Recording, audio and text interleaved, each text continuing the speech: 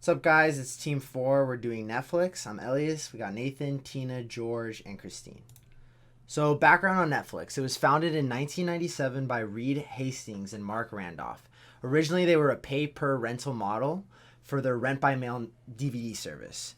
Netflix quickly switched over to a subscriber based model, and actually in 2006, they once held a $1 million Netflix prize contest to see who could improve their algorithm by 10%. And a lot of mathematicians and engineers got together and they actually were able to do it. They officially considered themselves a streaming company in 2010, and that's actually the same year Blockbusters went bankrupt. So, for a SWOT analysis, we're going to look at the strengths. They have a very strong brand reputation, a big global presence with 190 countries and above.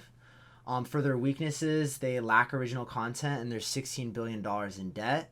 As for opportunities, they can make more original content and they could definitely improve their customer service. As for threats, we're dealing with content piracy and sharing accounts, as well as competition being their biggest threat. For Porter's Five Forces, for the threat of new entrants, the barriers of entry are actually very high for a new entrant if they don't produce their own video content. So if you're a big production company, it's easy for you to just make a streaming service versus someone just trying to make a streaming service. As for power of suppliers, Netflix has gained a lot of control over cinema chains, although the power has shifted to producers deciding where movies go, just like HBO Max taking Friends onto their streaming platform. Power of buyers, that's us. As viewers, we will continue to increase in power since there's more streaming services to choose from. For threat of substitutes, it's actually pretty low. Society just in general has been adopting streaming services, as we know. So TV and cable networks, they've just been diminishing. So the threat is very low. As for competition, this is Netflix's biggest concern. You got Amazon, which alone they have a fast delivery service, music, books. Disney's huge, and Disney Plus has some of the most iconic intellectual properties. And then HBO Max has been gaining a large amount of traction recently with new movies just going straight to their platform. When it comes to problems for Netflix, one problem that we noticed as a group was quantity over quality, where recently Netflix reported that they lost around 200,000 subscribers for the first time in over a decade. And a reason we believe this could be the case is because simply their content is no longer appealing towards their audience. With other competing platforms like HBO Max, Hulu, and whatnot, a lot of titles that Netflix originally had on their platform are being pulled away. Good examples would be The Office, Friends, and recently the Dark Knight series. Um, to fill this gap for the lack of content, Netflix started creating Netflix originals, but the issue is that these originals aren't really creating the same amount of success that the other titles that left the platform initially did. And this lack of success is kind of awkward for a lot of consumers because they feel like really being heard in what they want to see on Netflix. For example, there are some shows that take off, but when that happens, usually the seasons that happen after the initial first one end up losing viewer rate. And I feel like a lot of consumers feel like there's a lot more filler content on the platform than actually, enjoyable content that a lot of other competing platforms claim they have and a lot of consumers agree with. Can you go to the next slide? Awesome. Another issue that Netflix claims to be a big reason as to why they lost subscribers is apparently because of account sharing. Essentially, there's a lot of people that apparently freeload on their service by, pretty much having one account be shared like around a bunch of people. And their initial solution to this is pretty much limiting accessibility by locking devices onto their account and implementing a lower payment plan that forces you to watch ads, kind of similar to how Hulu does it. This is a problem because this method could pretty much distort the image of the platform and pretty much push away more people from supporting Netflix. Netflix has always been a platform that promoted the idea that you don't need ads to have a good platform. And by implementing ads, you're pretty much going back on your word, and it may create this weird image where Netflix, during a time when they need more subscribers, they're just creating more reasons as to why people should go away from them. And this calls for IS because you really do need to have a system put in place, not only gauge what content people enjoy, but also how they can pretty much create more payment plans to support people to pretty much binge entertainment with other people. Key performance indicators used by Netflix are the sales and retention indicators, in which it pertains to the ratio of new users versus repurchasers.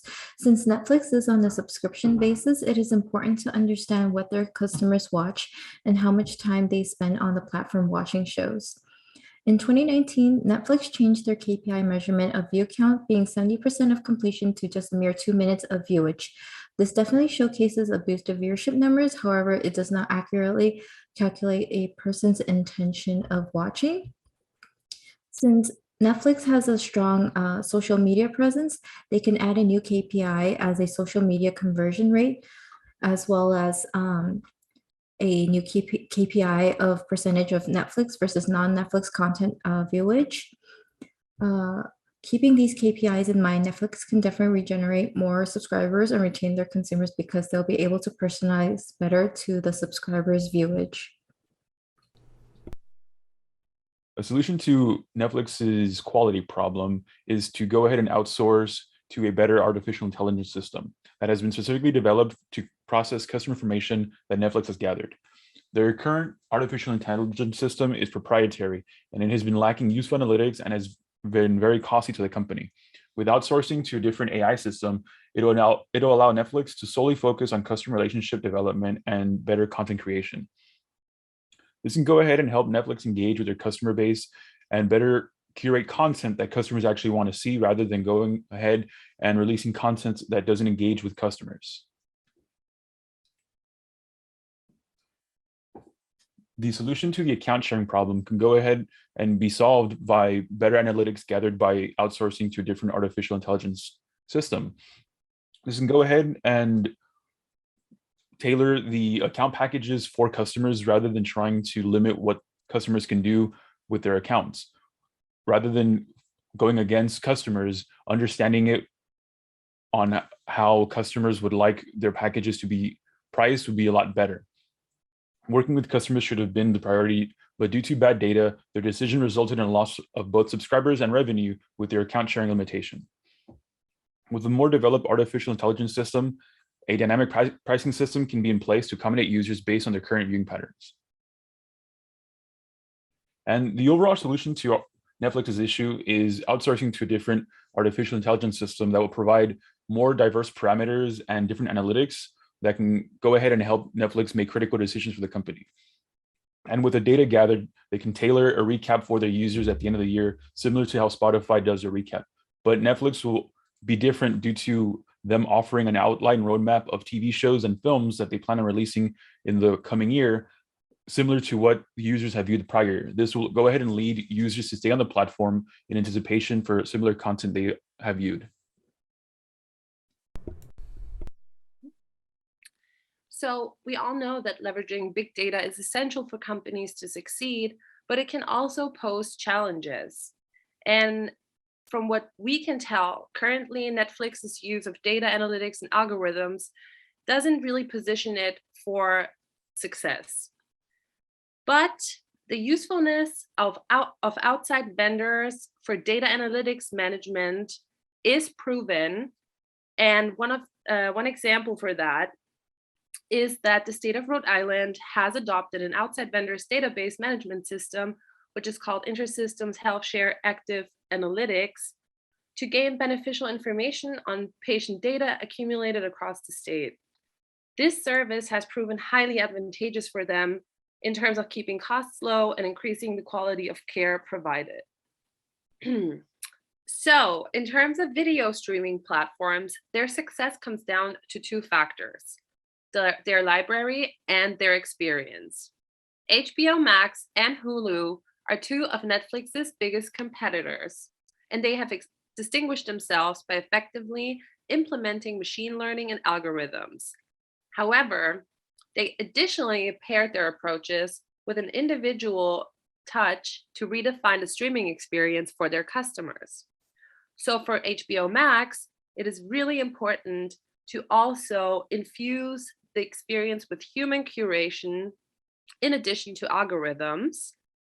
And they also look at the personalized and social aspects of streaming, which could come in the form of giving people the ability to share recommendations through the streaming service itself or create shared playlists. Think of like Spotify's shared playlists that you have. And also personalization goes beyond the streaming service. For Hulu, for example, they use an integrated CRM where agents have access to the user information they need to provide high quality service and are thus able to successfully scale the customer service to provide personalized solutions to all customers. So overall, what does this mean for Netflix? If they outsource their AI as the solution for them, it allows them to put all their focus on improving, first of all, their content and their customer relationships. And then also they have more capacity to work on this account sharing issue. Thank you guys.